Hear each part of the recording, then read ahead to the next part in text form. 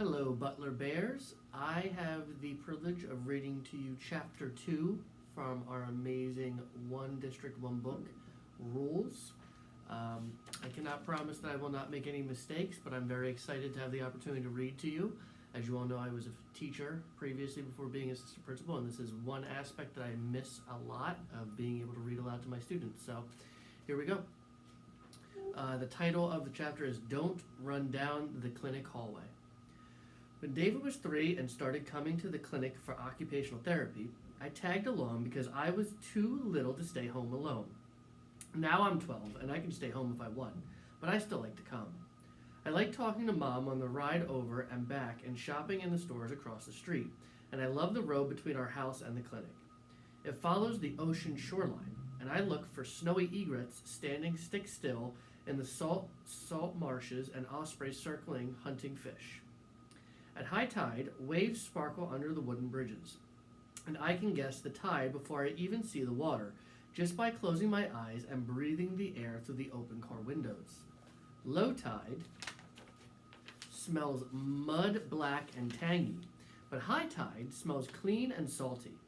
The clinic is a few streets from the ocean, and in the summer, sometimes Mom and I walk to the waterfront park while David has his appointment. It's the only time in the week that I get Mom completely to myself and someone else is in charge of David.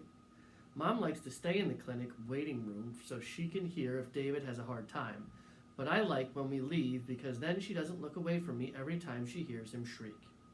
At the clinic, there's a waiting room and a long corridor of doors to little offices for hearing tests, speech therapy, and occupational therapy. David comes on Tuesdays and Thursdays to see Stephanie, a woman with kind eyes and an office full of games, swings, a trampoline, and more balls than I've ever seen outside a school playground.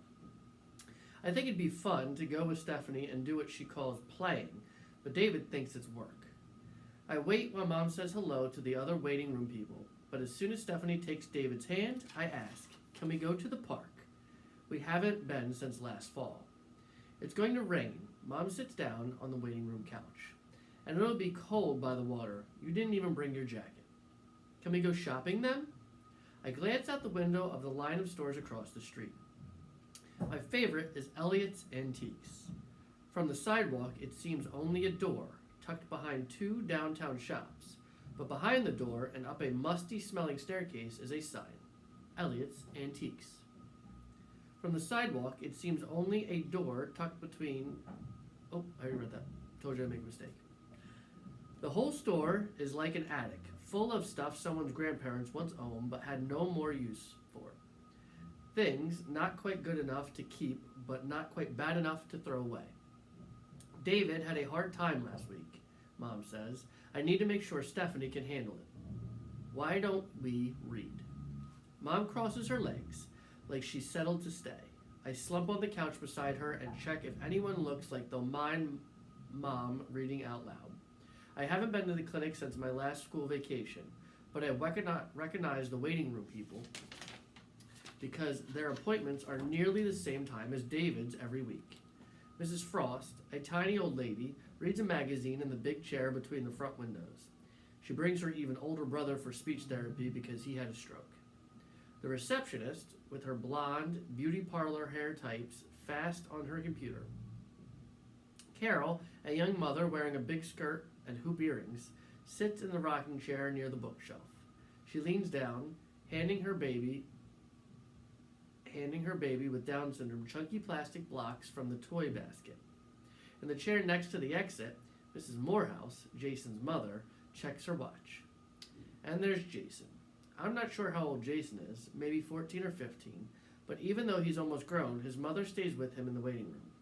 Jason can't go anywhere unless someone pushes his wheelchair. I open my backpack and Mom cleans her glasses on the bottom edge of her shirt. When I was 7, Mom began reading the Harry Potter series to me, and even though I can read easily to myself now, we still read each new book together. I never think of the characters without hearing her voices. I pass her the book. Read quiet. She turns to our chapter, and I arrange my colored pencils on the couch next to me, hunting out the window for something to draw. I consider the line of stores and restaurants across the street, but they look tired and between. In a week or two, The gift shop window will have splashy beach towels and plastic sand buckets. The hotel will show off the no lit up with vacancy. And the parking lot will be full of seagulls strutting between the cars and perched on the streetlights, screeching for someone to drop a bite of sandwich or a french fry. I wish time would hurry and there'd be sailboats tying up at the landing and tour buses passing through. And I'd already have the first hellos traded with somebody Peterson, the girl next door. I figure by 5:15 that first high trading could be over, especially if I just happen to be outside at 5 o'clock when she arrives. I sink back into the vinyl couch cushions. My sketchbook popped against my knees, listening to Mom's voice changing, character to character. There's not much new to draw in the waiting room. The same yellowed awards cluster the walls, the same books spill off the bookshelf, and the same old toys are heaped in the toy basket. And there are only two people I haven't already drawn, Jason and his mother. I worry that glancing will turn into staring too easily with Jason. And I hate when people stare at David.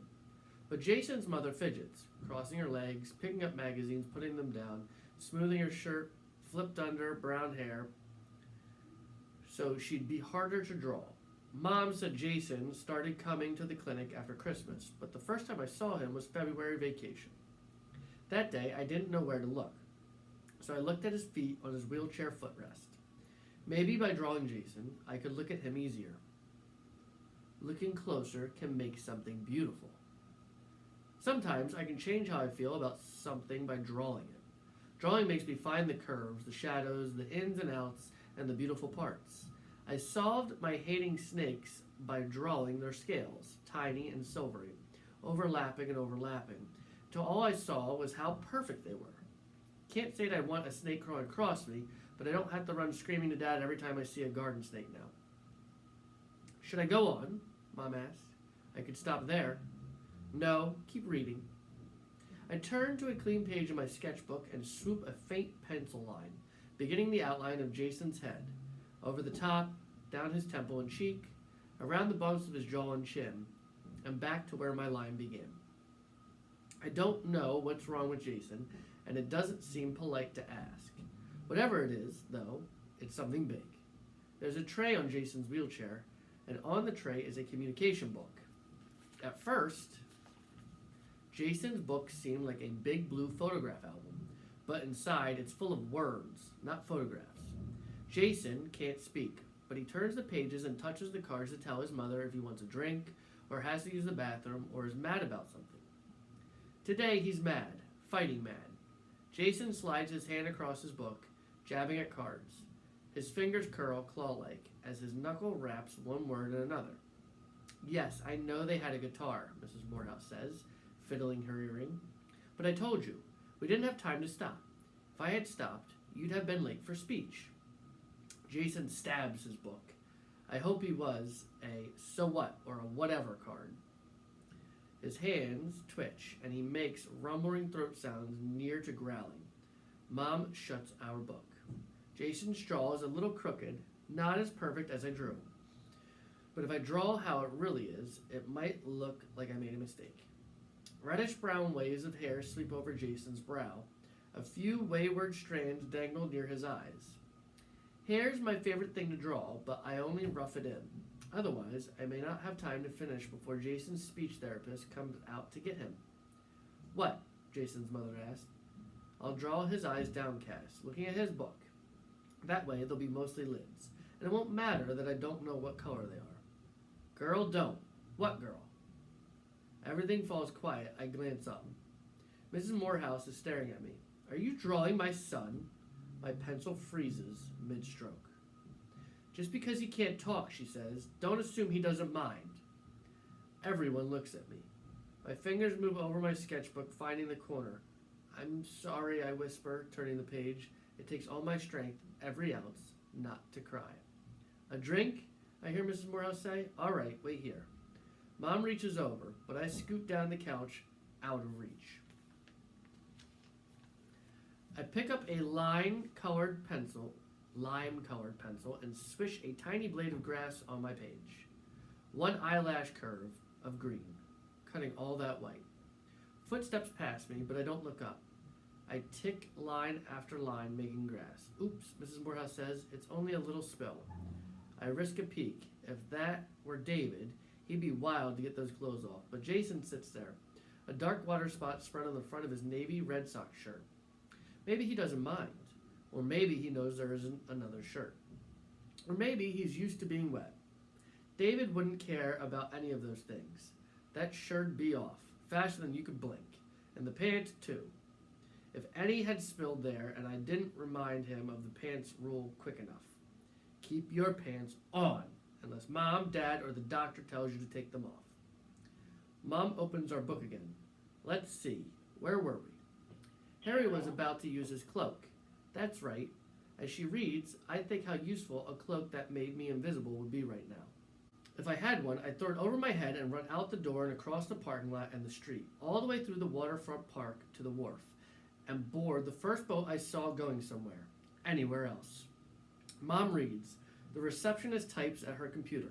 Mrs. Frost looks at a magazine, and the baby sleeps on Carol's lap, his little finger still clutching a pink plastic block. Hi, Jason! Jason's smiling speech therapist finally comes out to get him. I'm relieved to see her, even though Mom stops reading when she comes. How's his day going? The therapist asks his mother.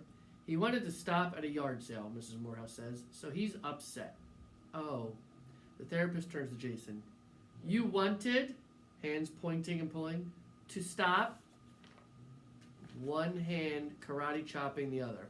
At a yard sale? Fingers flying, eyebrows arched in a question. Jason scowls.